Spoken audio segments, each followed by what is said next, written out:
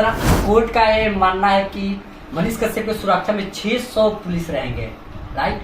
600 तो पुलिस एक सीएम की सुरक्षा में रहते हैं, तो क्या मनीष कश्यप इन फ्यूचर में सीएम बन सकते हैं? कहेगा कि 376 का आरोपी है, ये सेक्सुअल हरासमेंट का आरोपी है, ये सरकारी काम में बाधा पहुंचाने का आरोपी है, ये इस चीज का आरोपी। सरकारी अफसरों के द्वारा देखा जाता है कि 353 का बहुत ज्यादा दुरुपयोग किया जाता है।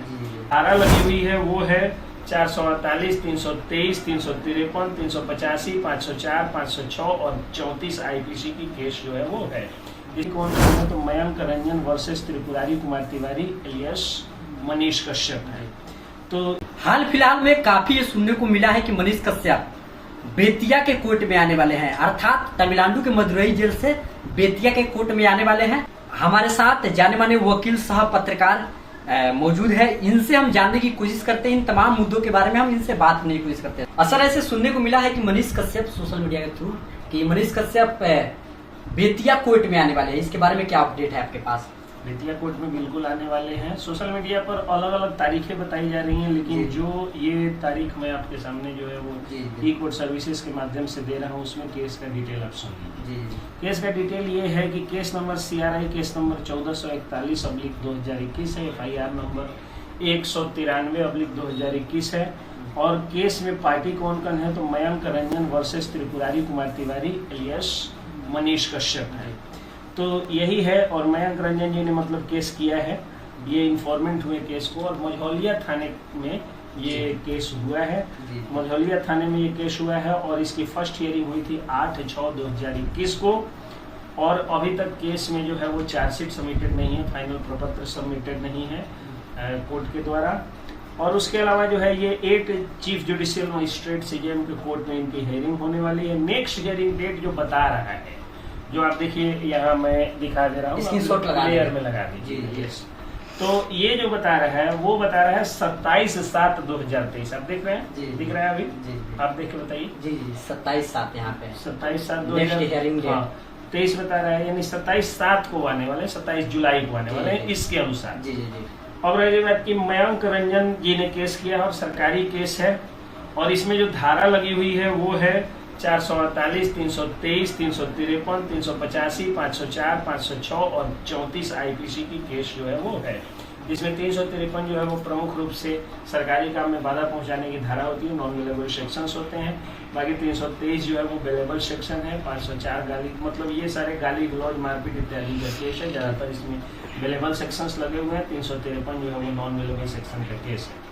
तो इस केस के तहत आपको क्या करना होगा कि वो हियरिंग पर आ रहे हैं 27/7 को और 27/7 को वो हियरिंग पर आएंगे, सुनवाई होगी और उसके बाद फिर उनको मदुरई भेज दिया जाएगा। इसमें क्या है कि हो सकता है कि सुनवाई पे वो नहीं भी आए, क्योंकि पुलिस का जो रिक्वेजिशन है कि 600 पुलिस वाले होनी चाहिए वो पूरा होगा। प्रशासन और जुडिशरी के बीच में वो कॉम्बिनेशन बनेगा, प्रशासन अपनी लाचारी नहीं व्यक्त करेगा उतना पुलिस उतारने में, या कहेगा कि हम इतने ही पुलिस में कंट्रोल कर सकते हैं, या कोर्ट आदेश देगा कि इतना पुलिस ही रखिए आप, तो उसके बाद ये क्लियर हो पाएगा कि वो आएंगे कि नहीं। अभी आशा जताई जा रही है कि वो आएंगे और आएंगे भी, तो ऐसा नहीं है कि आके यहाँ रहने बसने आ रहे हैं, वो आएंगे, हियरिंग होगी और थोड़ा सा जो मीडिया के चेहरे, मीडिया के कैमरे जो उनको कैप्चर कर पाएंगे वो कर पाएंगे और उसके बाद में निष्कर्ष।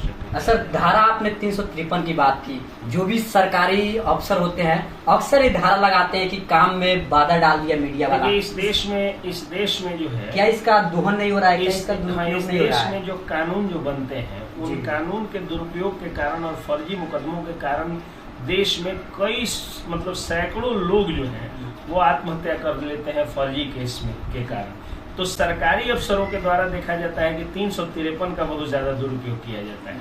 जैसे कुछ महिलाओं के द्वारा देखा जाता है कि महिला सुरक्षा का जो कानून है, जो वुमेन एट्रोसिटी का है, 498 डॉरी एक्ट है, 498 डॉरी एक्ट है, जो यहाँ तक कि कई बार रेप केस वो भी फर्जी मुकदमे कर दिए जाते हैं, बाद में एक्यूज्ड को जो है वो क्लीन चिट मिलता है। लेकिन क्लीन चिट मिलने और इस मुकदमा के ट्रायल और इन्वेस्टिगेशन के दौरान जो मानसिक प्रताड़ना वो व्यक्ति झेलता है, और सोचिए कि एक शरीफ आदमी को कहा जाए अपनी बात वो करने गया कि हाँ हम गए थाने में और थाने में जाए कहा बड़ा बाबू मेरा कैरेक्टर सर्टिफिकेट का एक वेरिफिकेशन आया था, मेरे आर्म्स लाइसेंस का एक वेरिफिकेशन आया था, आप थोड़ा सा वेरीफाई करके उसको दे देते बड़ा अच्छा होता।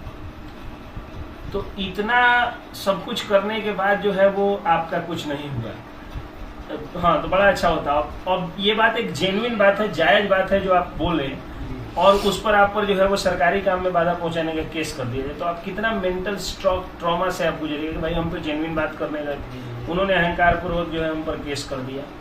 एक महिला है, आपके अंडर में काम कर रही है, आप बॉस हैं उसके या काम करवा रहे हैं, और वो जो है रात दिन अब्सेंट हो रही है, लेट हो रही है, एक बार आप डांटे वो कह दी कि नहीं हम पर जो है सेक्सुअल हैरेसमेंट की कोशिश कर रहे हैं।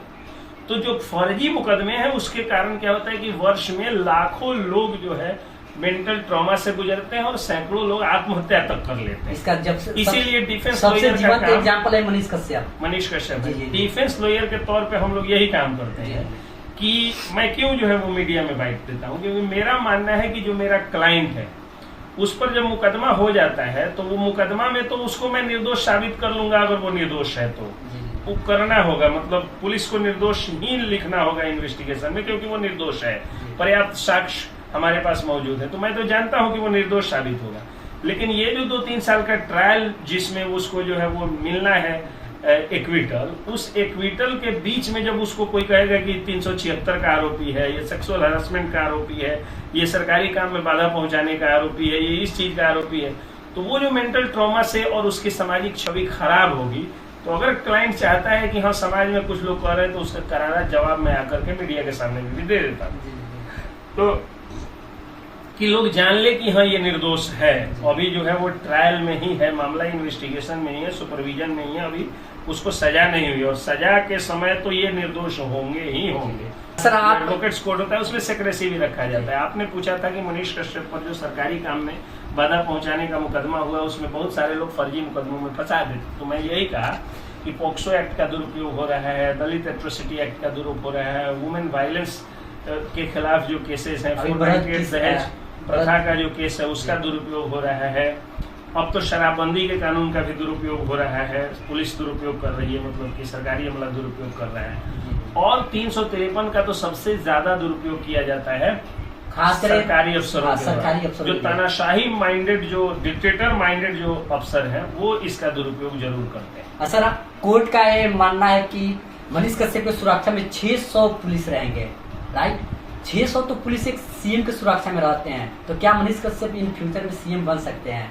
जनता का प्यार तो है उन पर, और आप याद करिए कि जो बातें मनीष कश्यप के बारे में कही जा रही हैं, इससे भी ज्यादा उनके विरोधी जो कह रहे हैं, इससे भी ज्यादा गंदी भद्दी टिप्पणियां ये लोग योगी आदित्यनाथ के बारे में भी करते थे। अनुपम खेर जो उनको भाजपा माइंडेड कहा जाता है और जिनकी पत्नी भाजपा की सांसद है, उन्होंने भी एक समय में आलोचना किया था कि योगी आदित्यनाथ, साक्षी महाराज, ज्योति निरंजना और साध्वी प्रज्ञा जैसे लोगों का बहिष्कार होना चाहिए। आज योगी आदित्यनाथ देश के सबसे बड़े सूबे के सीएम है और सबसे पॉपुलर सीएम है, तो किस्मत कब किसको क्या बना देगा कोई नहीं जानता है, और ये जनता है। इसके बारे में जो भोजपुरी में गाना आया था ना, दुनिया दीवानी तक पटे लगी चानी, पितरी पर सोना के पानी चढ़ावे, ऊपर वाला जीरो से हीरो बनावे। तो वही बात है, ऊपर वाला और जनता जिसको चाहेगी जीरो से हीरो बना देगी, जिसको चाहेगी हीरो से जीरो बना देगी। जब भी मनीष